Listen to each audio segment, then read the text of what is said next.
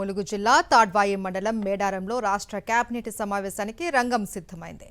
మేడారం హరిత హోటల్లో రేపు సాయంత్రం 5 గంటలకు ముఖ్యమంత్రి రేవంత్ రెడ్డి అధ్యక్షతన కేబినెట్ సమావేశం జరుగుతుంది. సమావేశం అనంతరం ముఖ్యమంత్రి రేవంత్ రెడ్డి మేడారంలో జరిగే పలు సాంస్కృతిక కార్యక్రమాలలో పాల్గొంటారు. ఆ తర్వాత హరిత హోటల్లో రాత్రికి బస చేస్తారు. ముఖ్యమంత్రితో పాటు పలువురు మంత్రులు కూడా మేడారంలోనే బస చేస్తారు. సోమవారం ఉదయం 7 గంటలకు ముఖ్యమంత్రి రేవంత్ రెడ్డితో పాటు మంత్రులు మేడారంలో 101 కోట్ల రూపాయలతో ఆధునీకరించిన వనదేవతల గద్దల్ని ప్రారంభిస్తారు.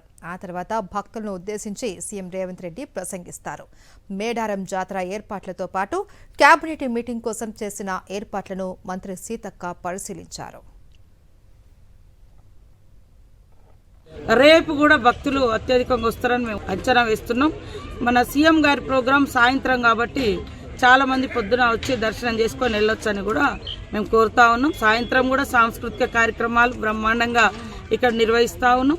దేవుని దర్శనం చేసుకొని కూడా మరి ఆ పక్కనే వేసినటువంటి షెడ్స్లో భక్తులు కానీ అభిమానులు కానీ సమ్మక్క సారలమ్మ సేవకులు కానీ అందరూ కూడా రావచ్చు. ఈ సాంస్కృతిక కార్యక్రమాలలో పాల్గొనవచ్చు.